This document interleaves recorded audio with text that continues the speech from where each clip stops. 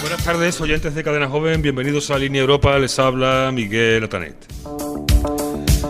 El programa de hoy consta de dos bloques temáticos. Tendrán ustedes la oportunidad, por un lado, en el primer bloque, de oír detalles sobre la situación actual del comercio local en estos tiempos de pandemia.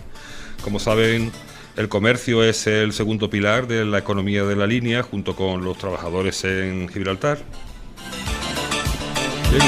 La actuación y la sinrazón de algunas agencias gubernamentales y ministerios pues, han convertido a Gibraltar en la gran fábrica de la línea en sentido económico, al margen de los lazos de hermandad, amistad y familiares existentes entre las dos ciudades.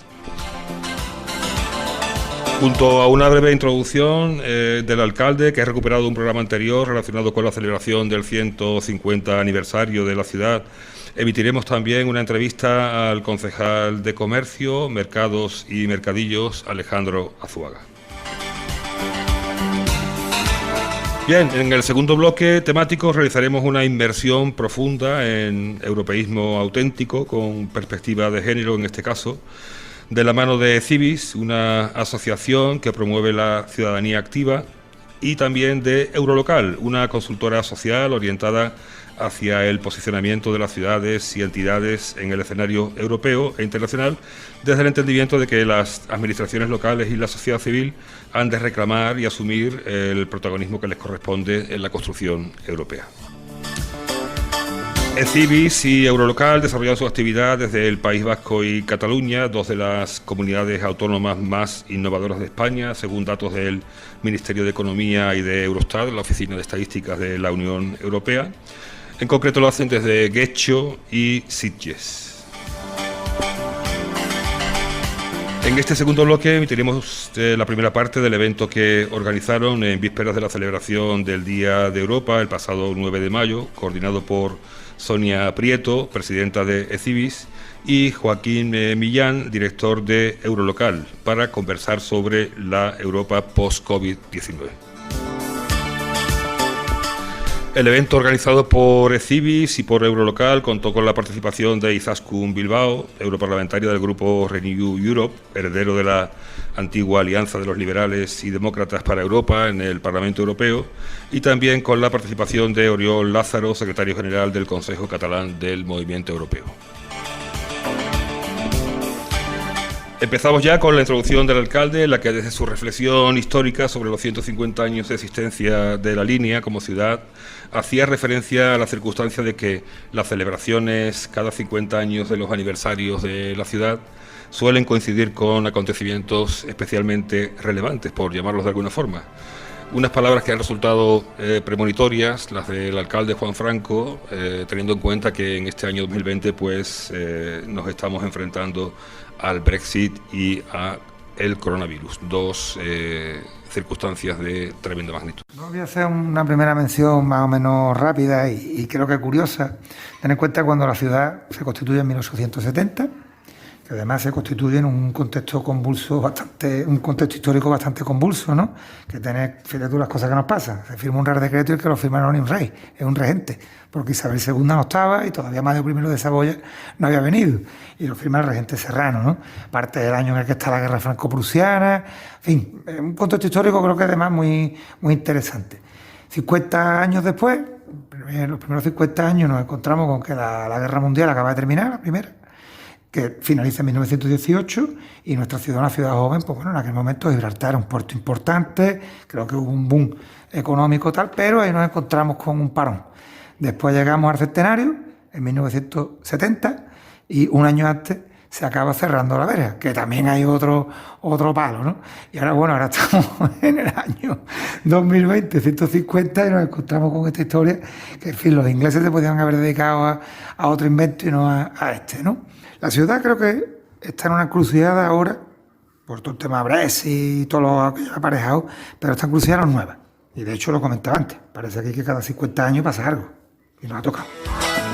Bien, cada 50 años pasa algo y nos ha tocado, decía el alcalde, para situarnos en contexto. Pasamos ahora a la entrevista con Alejandro Azuaga, concejal de Comercio, Mercados y Mercadillos. Tenemos con nosotros a Alejandro Azuaga, concejal de Comercio, Mercados y Mercadillos del Ayuntamiento de La Línea. Buenas tardes, Alejandro. Hola, Miguel, buenas tardes. Muchas gracias por estar con nosotros hoy en Línea Europa. Y a mí me gustaría empezar, si te parece, Alejandro, pues preguntándote, lógicamente, por la situación actual del comercio, de los mercados, mercadillos en la ciudad, en estos tiempos de pandemia, de estado de alarma. No debe ser buena, lógicamente, como ocurre con el resto de los sectores económicos, pero tanto el comercio como, en general, como los mercados y mercadillos, pues tienen su propia idiosincrasia. ¿Cómo les está afectando, Alejandro? Bueno, pues la verdad es que han sido unas semanas muy difíciles, ¿no? Sobre todo en esos primeros días de confinamiento, de estado de alarma, en lo que, bueno, pues la nota predominante era un poco el caos, ¿no? Porque los municipios pues no sabíamos muy bien a qué atenernos, ya que incluso el gobierno de la nación pues estaba un poquito descolocado, ¿no? Es verdad que esta crisis pues ha llegado de repente, ha caído como una bomba prácticamente en todo el mundo, y se ha tenido que tirar mucho de improvisación, ¿no? En el último lugar estamos los municipios, los gobiernos municipales, y la verdad que ha sido difícil, sobre todo en las primeras semanas, de compaginar todo y de tener ciertamente todas nuestras áreas bajo control, ¿no? Es verdad que con el paso de los días, de las semanas, hemos ido perfeccionando todo ese tipo de errores y de parcelas que no teníamos cubiertas en un primer momento, porque bueno, gracias a Dios nunca habíamos tenido una crisis como esta y espero que no la volvamos a tener en muchos años, ¿no? Entonces es verdad que hemos tenido que realizar un trabajo ímprobo, sobre todo teniendo en cuenta, bueno, que las dificultades de desempeñar estas labores, máxime cuando en los primeros días, como te comento, pues la mayoría de las personas pues estaban en calidad de teletrabajo, y se ha hecho muy difícil el sacar todos los gastos, todas las inversiones que hacía falta para establecer las medidas de seguridad y de higiene que nos han estado advirtiendo en esta semana atrás, tanto el gobierno de la nación como el gobierno autonómico de la Junta de Andalucía. Pero bueno, poco a poco hemos ido retomando un poquito el vuelo, y parece que ahora la situación pues se va viendo la luz al final del túnel, ¿no? Como se suele decir. Creo que aún queda mucho por delante, pero bueno, vamos poquito a poco y con buena letra, y sobre todo con mucha prudencia. Antes de empezar la entrevista hemos recuperado un fragmento de una entrevista que hice al alcalde, a Juan Franco, hace unos meses, en la que, a modo de reflexión, él hablaba sobre esa recurrencia. O sea, cada 50 años pues parece como que se ordenan, ¿no?, los astros para que ocurra algo malo en la ciudad. Si no teníamos suficiente con lo del Brexit, pues también lo del coronavirus.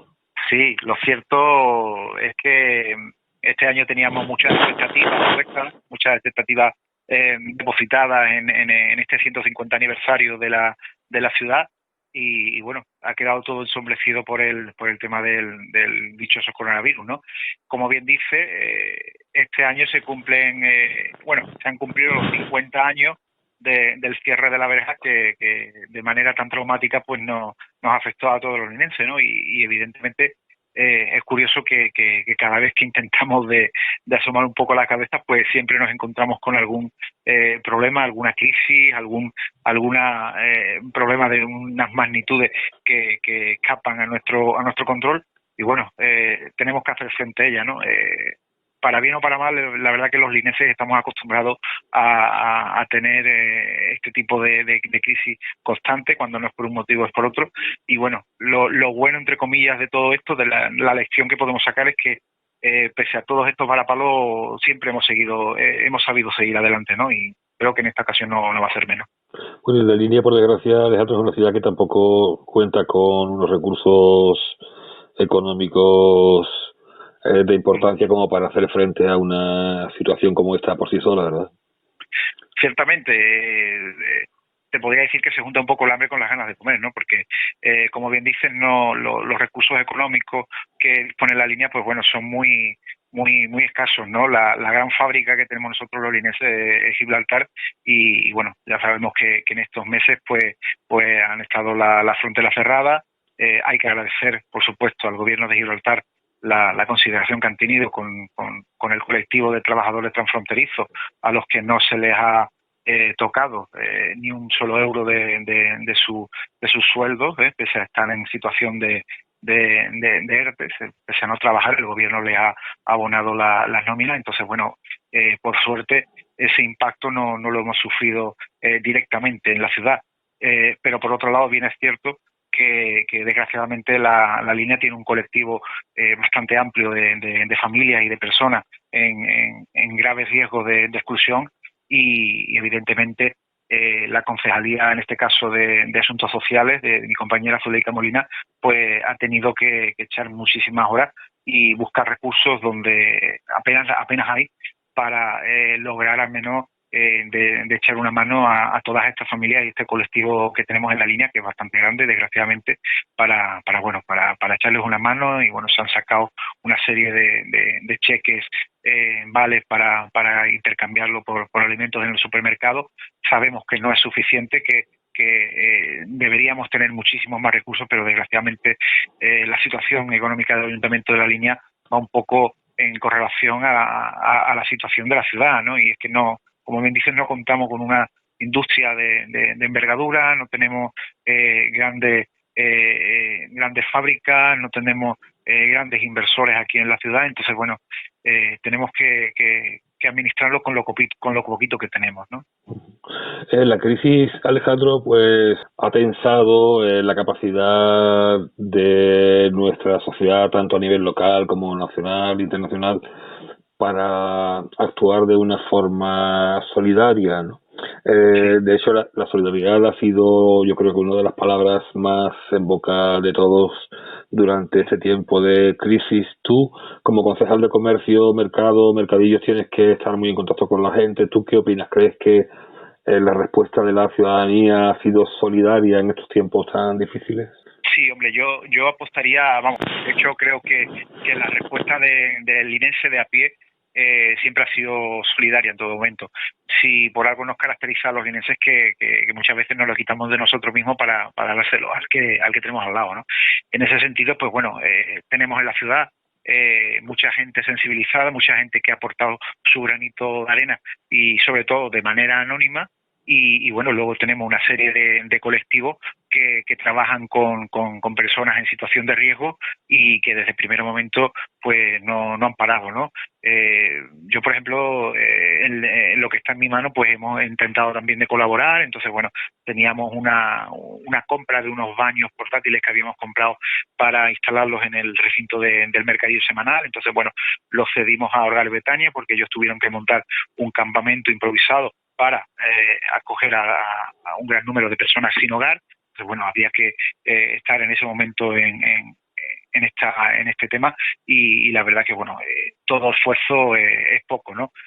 Luego es verdad que hemos tenido muchísimas donaciones, tanto de ciudadanos linenses particulares, como de pequeñas tiendecitas, pequeñas empresas, y de algunas de las grandes empresas que tenemos aquí en la línea, que no tenemos muchas, pero bueno, alguna que otra tenemos, ¿no? Tenemos Supermercado Ruiz Galán, tenemos las donaciones que periódicamente durante el estado de alarma ha realizado Ubago, la factoría Ubago que tenemos aquí en el polígono del Zabal, y podría enumerarte un montón de pequeñas empresas, pequeñas tiendecitas, que de hecho yo valoro muchísimo más, porque evidentemente el esfuerzo que han realizado para donar bien alimentos, bien dinero en especie, es mucho mayor que el que puede tener una gran empresa, ¿no? Entonces, bueno, en ese sentido, la verdad que muy satisfecho. Los mercadillos de la línea disfrutan de una, si te parece, hablamos de los mercadillos, sí, porque bueno, disfrutan de una gran popularidad aquí en la ciudad. Yo no tengo datos para compararlos con los del resto de la comarca o de la Costa del Sol, pero sí, bueno, me consta que los de aquí acostumbran a estar muy concurridos, ¿no? Lo cual quiere decir que prestan un servicio de interés a los ciudadanos. ¿Estáis llevando a cabo alguna actuación específica desde tu concejalía para los mercadillos en estos tiempos de crisis, Alejandro? Sí, bueno, como bien sabe, la actividad de los mercadillos, de los mercados no sedentarios, como se denomina, se autorizaron por parte del gobierno el pasado 15 de mayo. Entonces, bueno, desde ese momento pues hemos reanudado lo que es la instalación del mercadillo semanal. En un primer momento el gobierno solo nos decía que podíamos montar un 30% del aforo, un tercio del aforo. Entonces, bueno, hemos intentado siempre en todo momento de que se monte al menos el 50%, ¿no? Entonces, bueno, durante las 2 últimas semanas y en esta semana hemos permitido en 2 turnos, porque aproximadamente el censo que tenemos de puestos en el mercadillo son aproximadamente unos 145, 150, entonces permitimos que entre 70 y 75 puestos puedan montar.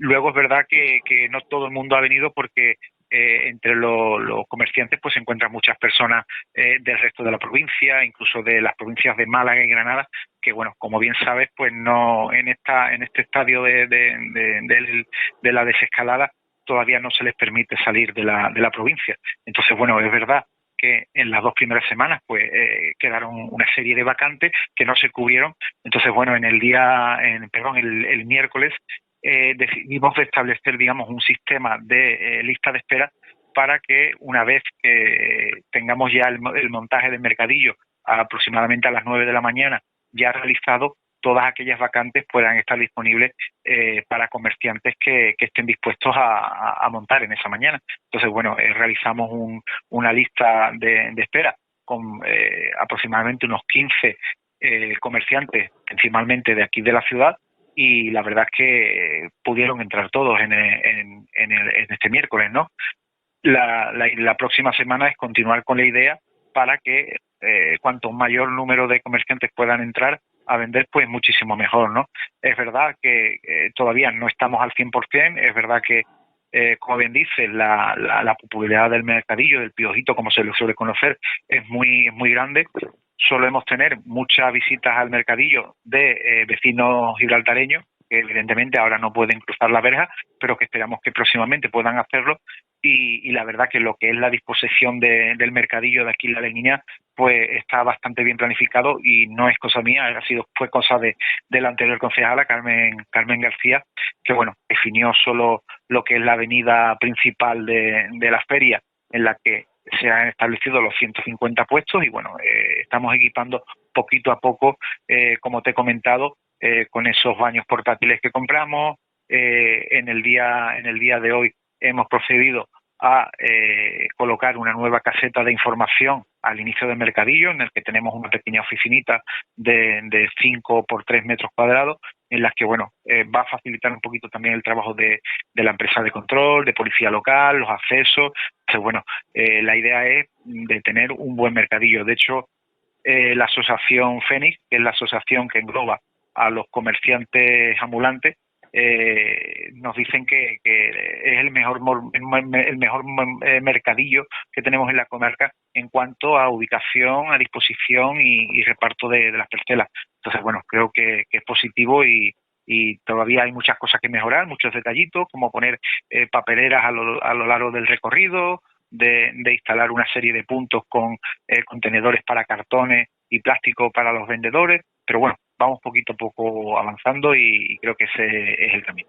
Está claro que los mercadillos prestan un servicio de interés para los ciudadanos, pero también en ocasiones los comerciantes con establecimientos fijos se han quejado de cierta competencia desleal, ¿no?, por parte de los vendedores ambulantes. ¿Cómo está actualmente esta situación? ¿Hay algún tipo hay complementariedad dentro de la competencia lógica en una economía de mercado o cada sector desarrolla su actividad con independencia? Bueno, yo en varias reuniones con los comerciantes, con las pymes, con el comercio tradicional de la línea, mi punto de vista lo dejaba bastante claro. Yo creo que podemos distinguir el tipo de perfil del cliente que va al comercio tradicional de la ciudad al que va al mercadillo. Quiero decir, por ponerte un ejemplo, los zapatos, un par de zapatos que tú te puedes encontrar en el mercadillo, evidentemente, tanto en términos de calidad y precio, no son los mismos que te puedes encontrar en una zapatería aquí en el centro de la ciudad, ¿no? Entonces, evidentemente, creo que son actividades que van no van por el mismo camino, ¿no? Evidentemente, el mercadillo goza de una popularidad porque son muchos puestos de venta muy variadas, a precios muy asequibles, aún con marcas bastante raras, marcas que no son frecuentes, marcas que no son de calidad, no son populares. Entonces entendemos que no tiene nada que ver, no debe ser competencia para el comercio tradicional, ¿no? Es cierto que muchas veces, pues bueno, hemos tenido quejas de que mucha gente se va al mercadillo, pero hay que tener también en cuenta que los mercadillos ambulantes surgieron como solución para un determinado colectivo, concretamente a personas de raza de etnia gitana, que bueno, encontraban en la instalación de estos mercadillos una salida laboral digna para su situación económica familiar, ¿no? Entonces creo que también hay que tener en cuenta esa labor un poco social, de servicio social, evidentemente, que realizan los mercadillos, ¿no? Evidentemente los mercadillos no son los que conocíamos hace 30, 40 años, se va modernizando, ya vemos que muchos vienen con sus vehículos ya preparados y demás, pero no dejamos todavía de encontrarnos esos mercadillos, esos puestos en los que se montan a base de hierro, con unas persianas y demás, porque bueno, muchas de las familias pues son familias que tienen dificultades económicas, entonces a través de este sistema de ventas pues consiguen un poco paliar su situación económica y bueno, creo que no podemos dejarlo de lado. Pasamos, si te parece, al mercado de la Concepción, a nuestra plaza de toda la vida, ¿no? Me consta que desde hace algún tiempo en la ciudad se aspira a que el mercado de la Concepción, la plaza, pues vuelva a ser un motor que dinamice la economía del centro de la ciudad y que preste un servicio adecuado a toda la ciudad, no solamente al centro. El Ayuntamiento tenía sobre la mesa un proyecto para el mercado de la Concepción en el marco, creo que era de los fondos UCI. No sé, ¿hay alguna novedad con respecto a ese proyecto, Alejandro? Pues, si te digo la verdad, yo en las primeras semanas del estado de alarma yo tenía mis dudas y mis temores porque digo, veremos a ver si ahora Europa no va a retroceder y no va a decidir, entiendo que con buen criterio ante la situación que estamos, de que todas las inversiones que estaban programadas se van a suspender para, bueno, disponer de todos esos fondos para temas sociales y demás. Por suerte no hemos recibido ningún aviso desde Europa y el proyecto continúa adelante y continúa a buen ritmo. El pasado 1 de mayo una empresa constructora estuvo realizando una serie de catas y una serie de comprobaciones del edificio, realizando unos agujeros en el suelo, mirando la calidad de los cimientos, de las columnas, de los distintos forjados. Y bueno, el proyecto continúa adelante. En los próximos meses va a venir lo que es el trabajo duro, que va a ser bien, por un lado, configurar cómo puede crear el nuevo mercado, teniendo en cuenta que tenemos aproximadamente entre 80 y 100 actividades comerciales dentro, que tenemos que tener en cuenta también diversas estancias y zonas comunes, tanto como cámaras de refrigeración para el depósito de desechos orgánicos, cuartos de basura, oficinas, baños públicos, salas auxiliares. Entonces, bueno, esto es un trabajo que la Delegación de Urbanismo con la de Concesiones pues tendrán que realizar y conseguir encajar todas las piezas del puzzle para que tengamos un mercado acorde al siglo XXI, ¿no? Como bien dice, es importante. El mercado de la Concepción siempre se ha significado por ser un pulmón del comercio en la línea, porque bueno, ya no solo hablamos del mercado, hablamos de la venta ambulante, los vendedores ambulantes que desarrollan su actividad alrededor del mismo y de todo el comercio del alrededor, que evidentemente también se beneficia de ese trasiego de gente que diariamente acude a hacer sus compras al mercado de la Concepción, ¿no? Entonces, bueno, por suerte el proyecto sigue adelante y esperamos tener buenas noticias más pronto que tarde, ¿eh? El Ayuntamiento actualmente se encuentra tramitando el nuevo Plan General de Ordenación Urbana. ¿Cuáles son sus previsiones para el mercado y su entorno, Alejandro?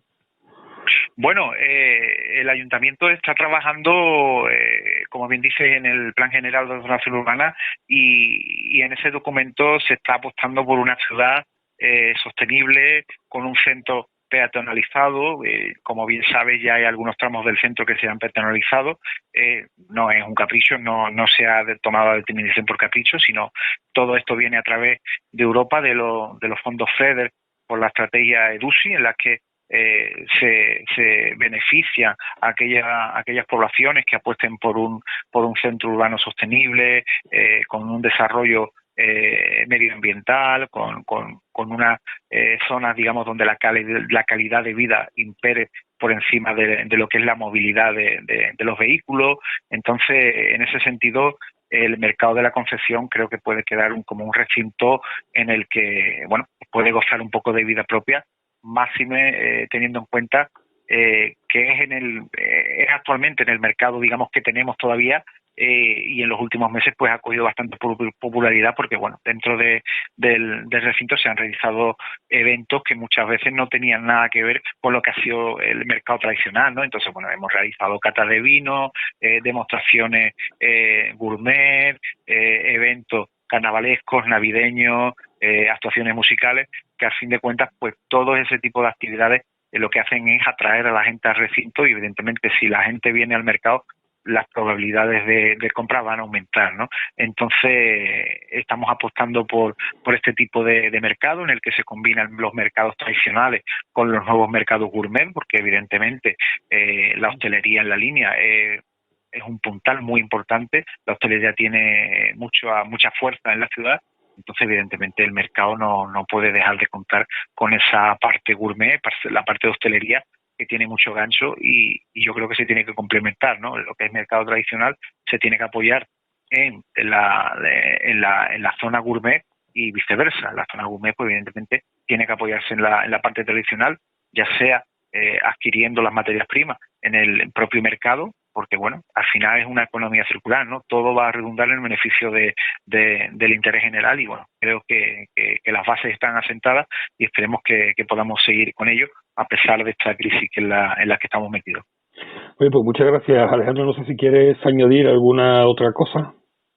Bueno, pues yo por mi parte agradecerte la llamada que me has hecho, y, bueno, que esperamos que en las próximas semanas podamos ir superando esta crisis del coronavirus, pero sobre todo sin perder de vista que bueno, la amenaza todavía está ahí, que no hay que dejarse la mascarilla en casa y que hay que tener cierta prudencia porque, bueno, no debemos confiarnos, ¿no? Entonces, bueno, la línea creo que lo ha hecho bastante bien en todo este tiempo. A las cifras debemos remitirnos, pero, bueno, no hay que bajar la guardia, ¿eh? Gracias a ti por atender la llamada de Línea Europa, Alejandro, bueno. Y, bueno, decirte que me alegro mucho, pero lo reitero, me alegro mucho de que, como parece, pues estés ya totalmente recuperado de esa reciente operación a la que te sometiste. Sí, ya por suerte ya estamos operativos. Tuvimos unos días un poquillo malusquillos, pero ya, gracias a Dios, estamos de nuevo al pie del cañón, como se suele decir, ¿eh? Estupendo. Pues muchas gracias. Buenas tardes. Gracias a ti. Buenas tardes. Hasta luego. Hasta luego. Chao. Y a continuación pasamos al bloque segundo que les comenté al principio y vamos a emitir para ustedes la primera parte de la grabación del evento organizado por ECIVIS y por Eurolocal.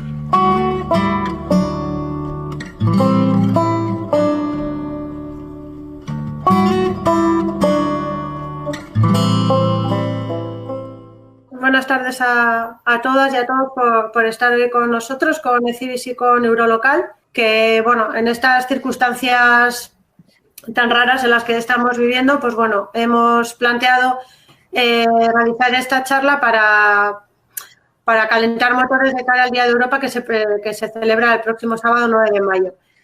Desde ECIVIS teníamos otras propuestas en la cartera, pero, bueno, nos hemos visto obligados a aplazarla para más adelante.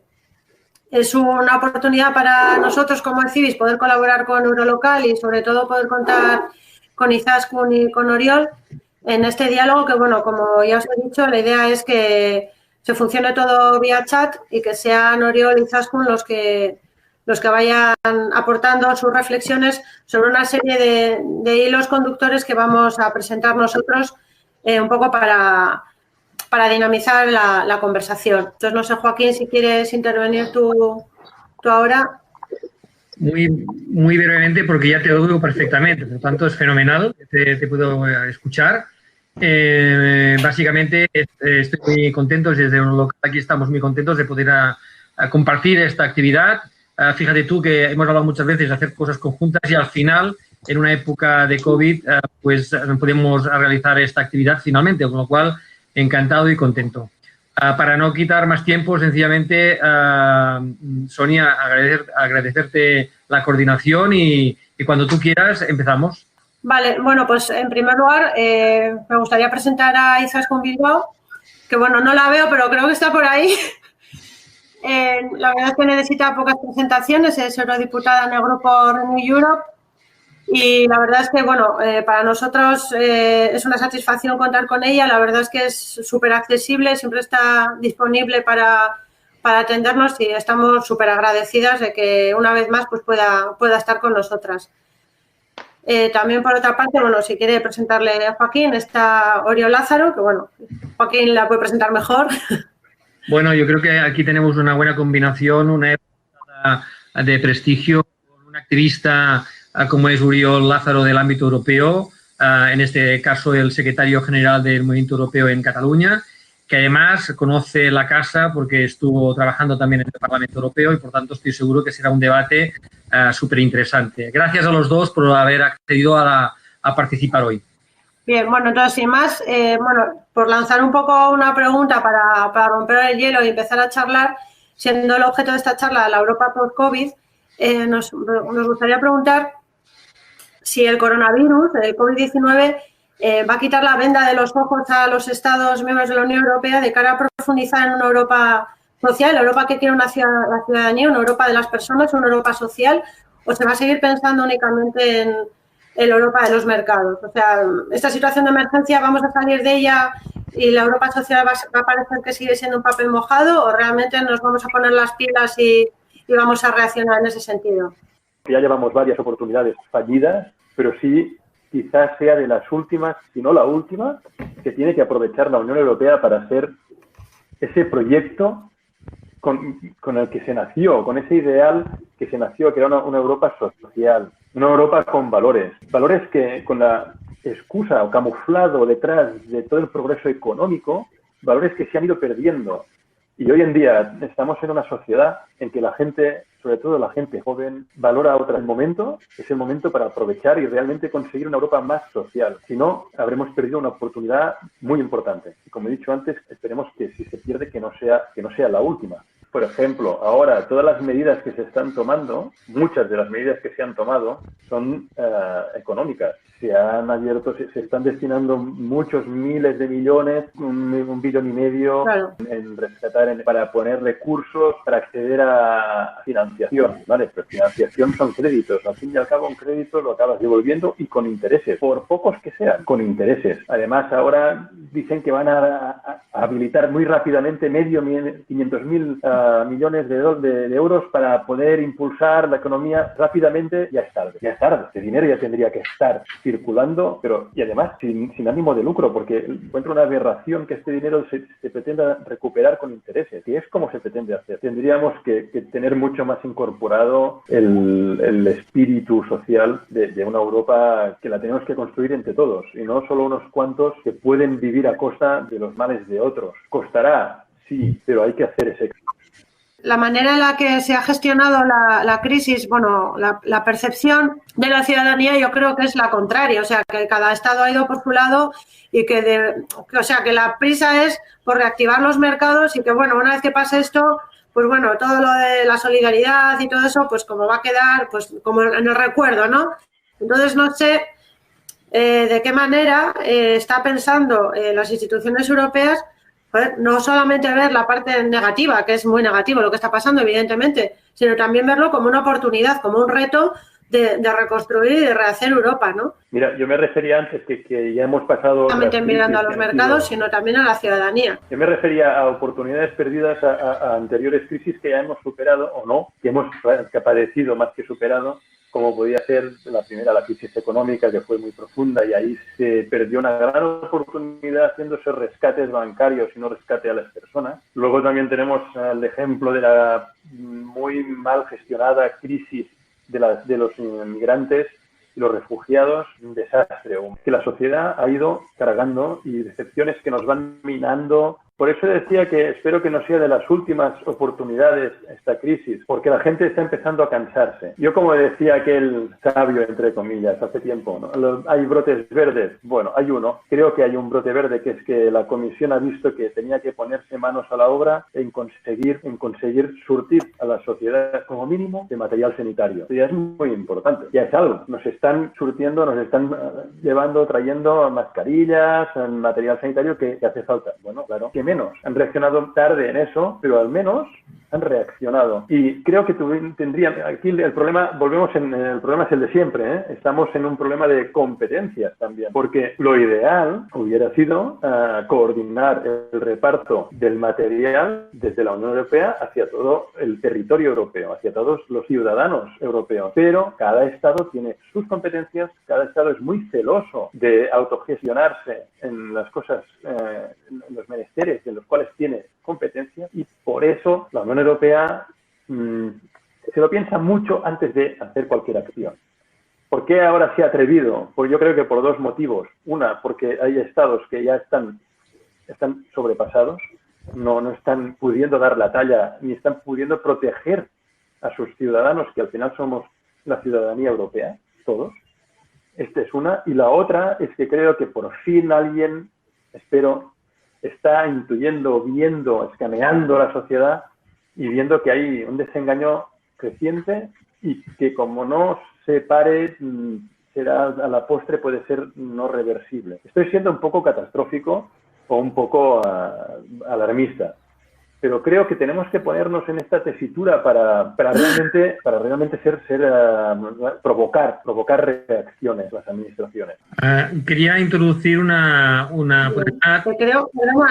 creo que está Izaskun, me dicen que ahora se ve mejor y no sé si está por ahí, si tiene... Sí, hola a todos. Vale. Sí, después Genial, de hola. utilizar diferentes sistemas ya he cogido, por lo menos he conseguido que con el teléfono y habiéndolo descargado, bueno, pues escucharos, porque antes estaba todo muy distorsionado, no entendía nada y bueno, por fin he podido conectarme ahora hace 2 minutos. Vale, pues si quieres te repetimos la pregunta para que bueno puedas dar también tu impresión. Estábamos comentando un poco de qué manera toda esta crisis del COVID-19 pues podría contribuir a quitar la venda de los ojos, ¿no?, a los Estados miembros para profundizar en la Europa de que quiere la ciudadanía, ¿no? Una Europa más social, una Europa de las personas. Creo que ha quedado manifiesto, ¿no?, cómo la gente ha tenido iniciativas de solidaridad a todos los niveles y no sé, que no se centre únicamente en los mercados, sino centrarnos en las personas. ¿Cómo ves tú desde el Parlamento que se está cogiendo, ¿no?, esas sensaciones? Buenas tardes, espero que todos estéis bien, las familias, los entornos en este momento tan complicado y gracias por hacer un nuevo esfuerzo para hablar de Europa y transmitir lo importante que es este proyecto que, bueno, yo creo que es un milagro. Bueno, voy a empezar con las palabras de la presidenta de la Comisión, de von der Leyen, que en el último pleno, además de pedir perdón a Italia porque la reacción del resto de los países y en las instituciones fue tardía, pensando que, igual que la inmigración era un problema que afectaba solamente a algunos países europeos, las instituciones europeas han tomado en las últimas 4 semanas, o hemos tomado con la inclusión del Parlamento en 4 semanas, muchas más decisiones más importantes que en la crisis del año 2008 en 4 años. Yo creo que en parte por lo que aprendimos de la crisis del año 2008, por ejemplo, la actuación del Banco Central Europeo, y en segundo lugar porque efectivamente la pandemia, el virus, nos ha tocado a todos. No ha habido ni ricos ni pobres, no ha habido ni norte ni sur, aunque algunos países hayan sido más afectados. Y a mí me gustaría incluir otro punto del que no se habla. Y pregunto, ¿tiene algo que ver que Europa por primera vez haya adoptado una medida social histórica con el programa SURE, con 100.000 millones de euros para acompañar a las personas en desempleo o que hayan visto recortados sus empleos, incluidos los autónomos? ¿Tiene algo que ver el liderazgo femenino? Lanzo la pregunta. ¿Es casualidad? No lo sé. ¿Es efecto del COVID? A lo mejor.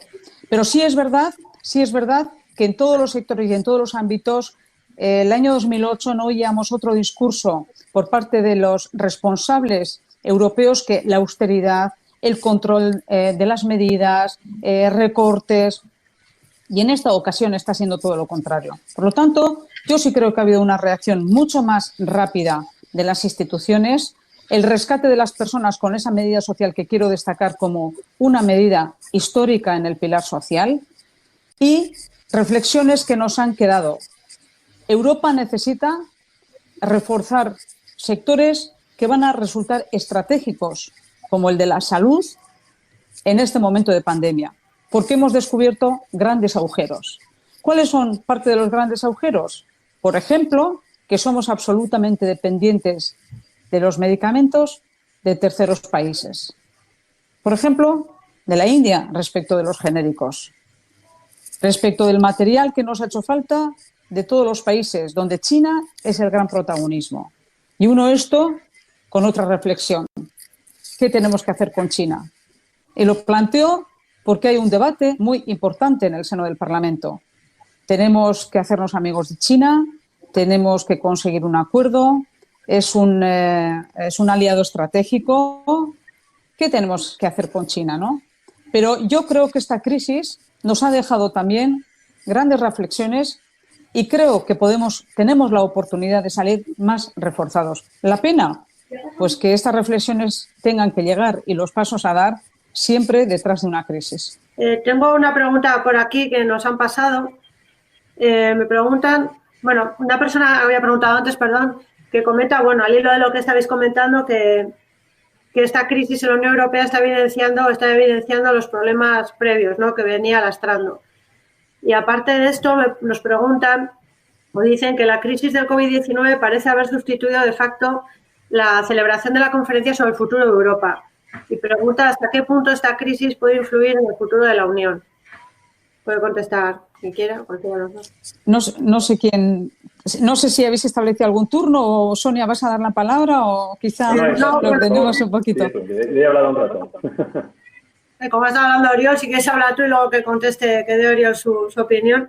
Bueno, pues yo creo que todo lo contrario, al menos de lo que vemos en el Parlamento Europeo, la necesidad de un debate sobre el futuro de Europa está presente porque esta crisis nos ha dejado algunos de los problemas que he mencionado, pero sobre el futuro de Europa hay que hablar sobre la gobernanza, sobre la descentralización, sobre cómo acercamos a la ciudadanía a las instituciones europeas. Si por fin podemos tener un presidente que sea votado por la ciudadanía europea, con candidatos conocidos, ¿cuál va a ser la estructura de gobernanza para conseguir más eficacia, para simplificar las decisiones, para hacer llegar estas decisiones a los ámbitos más cercanos? Sobre las estrategias, Europa, ¿qué estrategias va a tener para situarse en el mundo?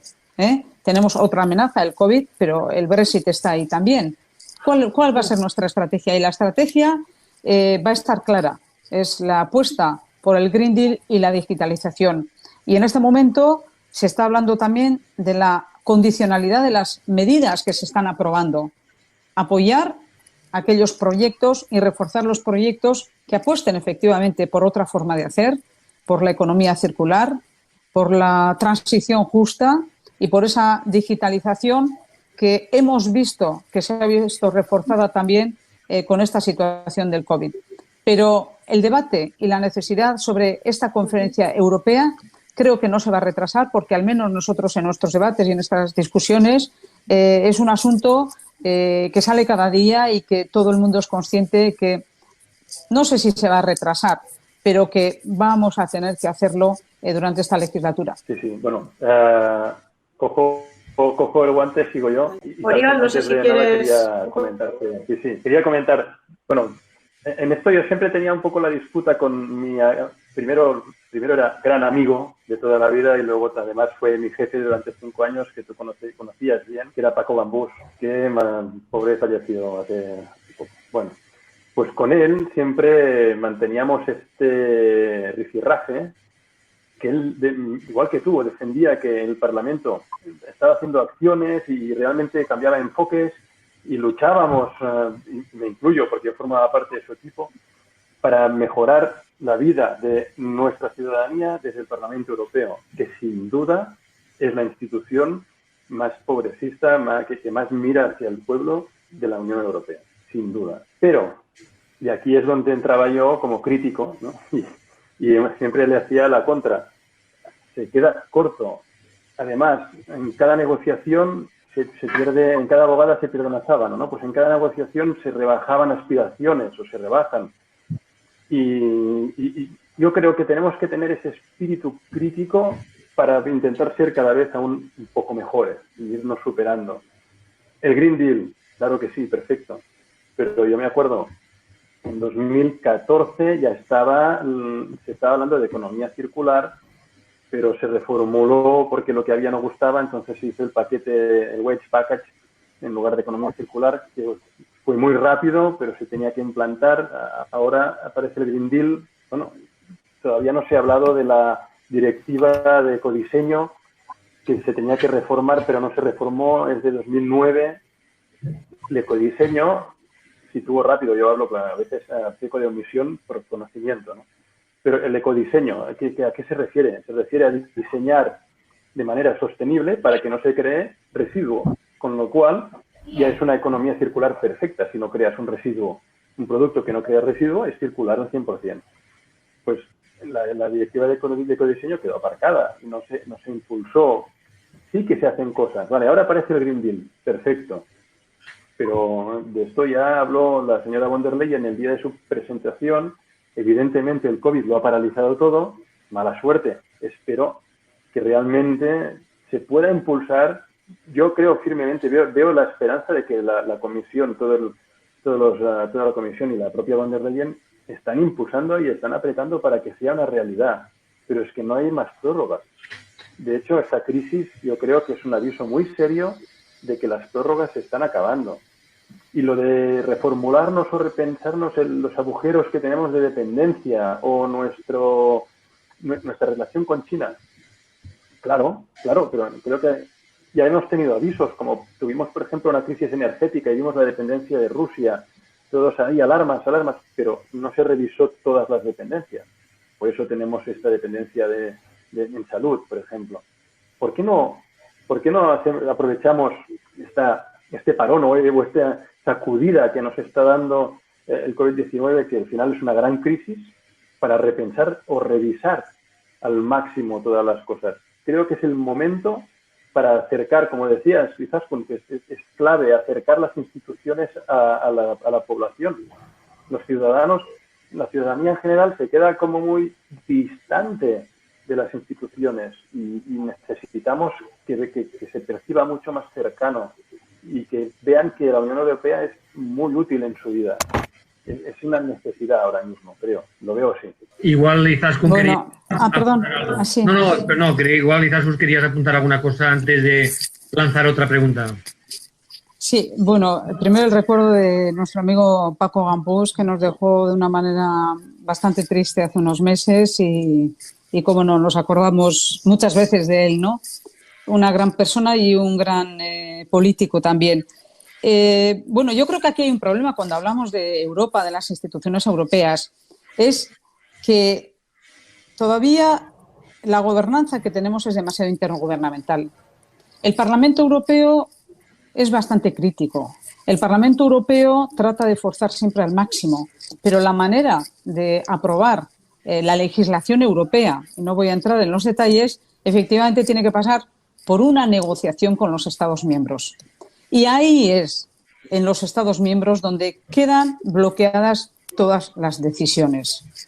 Por eso, algunos en esta Europa federal que defendemos desde hace tantísimo tiempo, en mi caso y en nuestro caso, pues desde el origen de nuestro partido político y antes, porque estamos hablando de la declaración de Schuman, pero quiero recordar que nosotros estuvimos en los nuevos equipos internacionales pensando en esa Europa federal antes de que tuviéramos el proyecto europeo.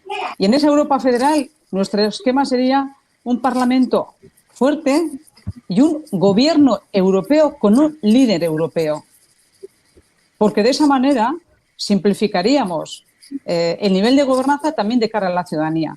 Cuando ahora hablamos de Europa, ¿qué es lo que nos ocurre? Que nos atribuimos normalmente todas las bondades por parte de los gobiernos de lo que hacemos y los problemas son arrojados siempre a Europa, que muchas veces no sabemos ni quién es. Dice, Europa tiene la culpa. ¿Quién es Europa? Porque en definitiva son los gobiernos los que obstaculizan todo.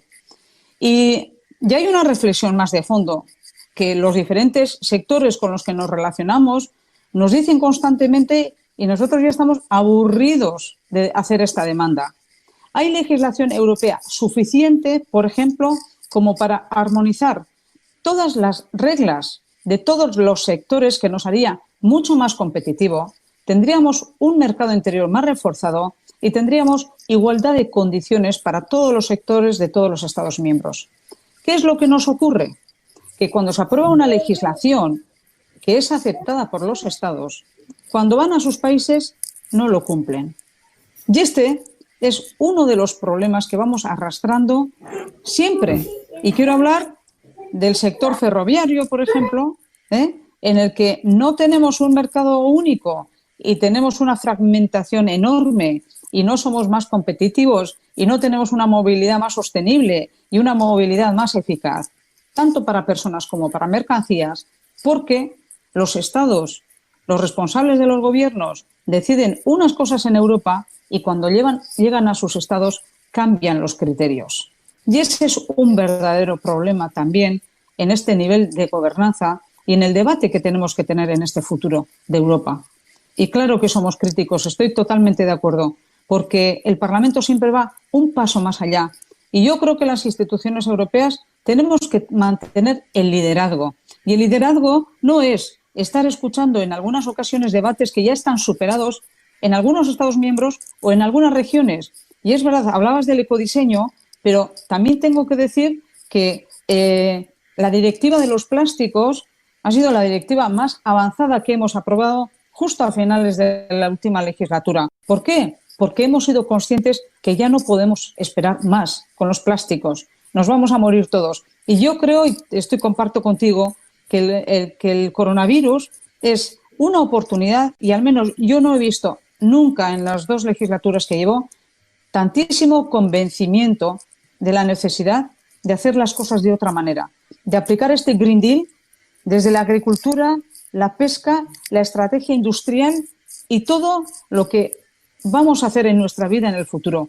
Es un cambio cultural el que estamos debatiendo en este momento, que yo creo que sí ha venido para quedarse. Totalmente de acuerdo. Y no dejo hablar a nadie porque quiero dar un apunte que le tengo mucho cariño, y es una cosa que acabas de decir, Izaskun, que igual te la comentó Paco, pero es que él lo decía. Economía circular tendría que ser una vicepresidencia por encima de todos los ministros, de todos los comisarios, que armonizara todas las acciones de gobierno. O sea, que sería como el Green Deal que armonizara todas las acciones. O sea, que es más o menos lo que estás comentando. Bien, hasta aquí el programa de hoy. Esperamos que haya sido de su agrado. Muchas gracias por su atención. De nuevo un saludo entrañable para el personal sanitario que continúa luchando en primera línea de batalla contra el coronavirus. Que disfruten ustedes todos de un fin de semana muy agradable. Les esperamos el próximo viernes. Muchas gracias y buenas tardes.